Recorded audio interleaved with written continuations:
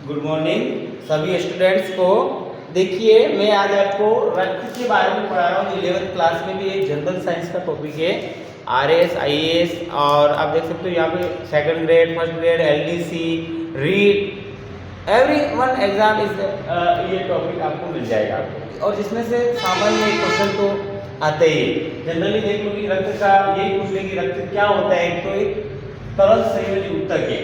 ये कितनी बार पूछा हुआ एग्जाम में। जनरली ये पूछा हुआ कि रक्त का पीएच क्या होता है, तो 7.35 होता है, और मानव में कितना होता है, लगभग 5 लीटर के लगभग एक व्यक्ति के अंदर रक्त पाया जाता है। जनरली रक्त का हम केमिकल कंपोजिशन की बात करें, रासायनिक संयोजन की बात करें, तो रक्त के अंदर क्या होता है, प्लाज्मा होता है, और इसके अलावा रक्त कणिकाएं होती है। टोटल रक्त का प्लाज्मा कितना परसेंट होता है, तो यानी 55% होता है, ये भी पूछा हुआ है। और रक्त कणिकाएं कितनी होती है, 45% लगभग होती है। अच्छा, टोटल जो प्लाज्मा है उसमें होता क्या है, तो टोटल प्लाज्मा उसके अंदर जल होता है 90 से 92%, मतलब सर्वाधिक जल ही होता है। और जल क्या करता है, मतलब उसकी जो है मतलब तरलता बनाता है, सबसे ज्यादा जल होता है। दूसरा, इसके अंदर कुछ कार्बनिक मैटर हो सकते हैं। एग्जाम में ये भी आया होगा कि रक्त के अंदर कौन सा प्रोटीन सर्वाधिक होता है, एल्बुमिन प्रोटीन, जो कि कार्बनिक पदार्थ के अंदर आता है, ये पूछा हुआ है। सबसे ज्यादा प्रोटीन यही होती है। दूसरा कौन सी होती है, ग्लोबिन। अच्छा, काम क्या करती है दोनों प्रोटीन, तो ये भी याद रखना कि एंटीबॉडी से संबंधित है, इम्यूनिटी से संबंधित है। ट्राइफिनोलोजन थ्रोम्बिन, ये भी आपको पता है रक्त थक्का से संबंधित है ना। तो ये कुछ कारक हैं, कुछ अकार्बनिक मैटर भी होते हैं इसके अंदर, यानी इनऑर्गेनिक तो वाटर और organic matter and inorganic water present in the sodium, potassium, magnesium, calcium, यहाँ पे क्लोरीन। कुछ आयंस होते हैं जो आयन विनिमय करवाते हैं और विभव को बनाए रखते हैं। तो जनरली इतना आपको याद रखना है इसके अंदर कुछ प्रोटीन्स का नाम वगैरह छोटे एकदम। अच्छा, दूसरा है यहाँ पे रक्त कणिकाएं क्या होती है, 3 प्रकार की होती है, आरबीसी, डब्ल्यूबीसी और प्लेटलेट्स।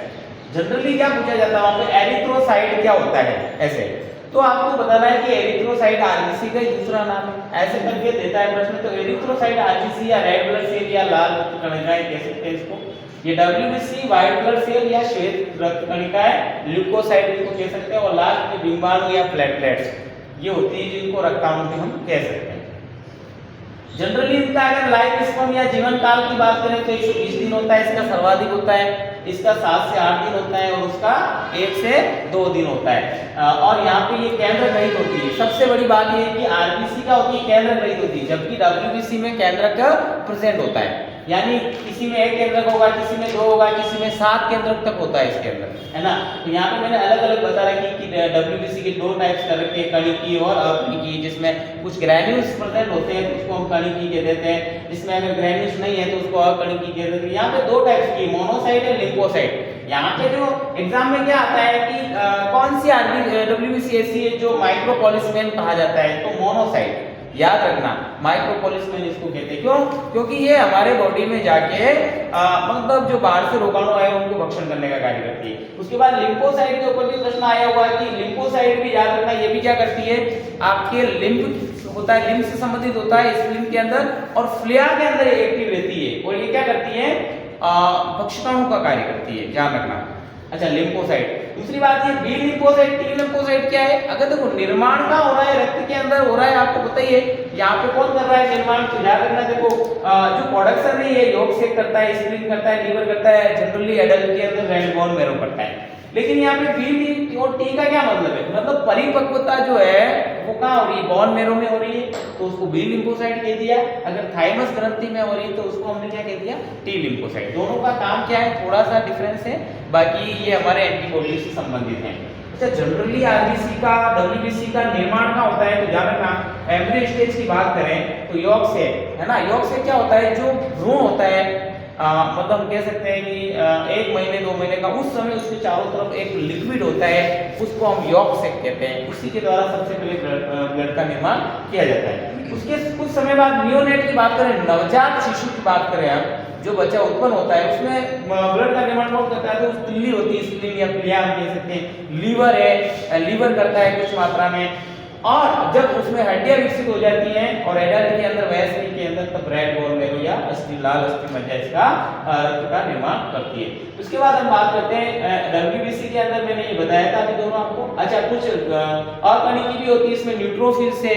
तो एग्जाम में ये भी प्रश्न आता है कि ऐसी कौन सी डब्ल्यूबीसी है जो फैगोसाइटिक की क्रिया बहुत ही शानदार तरीके से और बहुत माइक्रोपोलिसमेन या मैक्रोपोलिसमेन की तरह करती है। तो मैक्रो कौन सी है? तो ये न्यूट्रोफिल्स है, सबसे बड़ी है, इसलिए मैक्रो कह रहे हैं इसको। और ये पुलिसमैन की तरह, जैसे पुलिस वाले आपने देखा होगा अपराधियों को पकड़ने में करते हैं या उनको ये करते हैं, उसी प्रकार से ये क्या करेगा, हमारे बॉडी पे अगर किसी ने आक्रमण किया जीवाणु वायरस ने, तो उसको हाईजैक करने का काम करती है न्यूट्रोफिल्स और ये मोनोसाइट्स दोनों। इसीलिए इनको मैक्रो और मैक्रो पुलिसमैन इसको कहा जाता है, इसको माइक्रो कहा जाता है।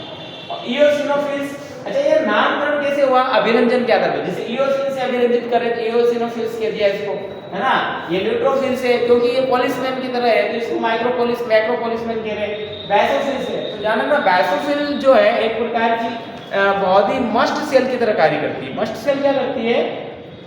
हमारी बॉडी के अंदर जो रक्त के अंदर 3 प्रकार के कारक बनाती है, हिपेरिन, हिस्टामिन और सेरोटोनिन। सेरोटोनिन आपने देखा होगा कि जब रक्त का अगर डॉक्टर शल्य क्रिया द्वारा आता है तो रक्त के थक्के को बिखेरने का काम करती है। और यहाँ पे जो सेकंड मैंने बोला हिस्टामिन, तो देखा होगा मधुमक्खी काटने पर सूजन आ जाती है, तो वो हिस्टामिन रिलीज हुआ है, तो इसलिए वहाँ सूजन आई है। तो वो क्या कर रही है, लड़ने के लिए सब बहुत सारी बैसोफिल्स कोशिकाएं आ गई है कि भाई हम इसको जहर को यही खत्म कर देंगे। और दूसरा है मैंने बोला है हिपेरिन। तो 3 प्रकार के कारक इससे संबंधित याद रखना, बैसोफिल में हिपेरिन, हिस्टामिन और हिपेरिन क्या करता है, हमारे रक्त को जमने से रोकता है। और लास्ट में बीमाणु रक्त कणों का क्या काम है, तो 1 से 2 दिन इसका जीवन काल होता है और रक्त का थक्का जमाने में इसका काम में लिया जाता है। तो रक्त से संबंधित अगर छोटे छोटे प्रश्न हैं ये इस प्रकार के आपको याद रखने हैं और आप लगातार पढ़ते रहिए और मेरे 5 मिनट 10 मिनट के वीडियो देखिए और अपने ज्ञान को बढ़ाइए। ओके।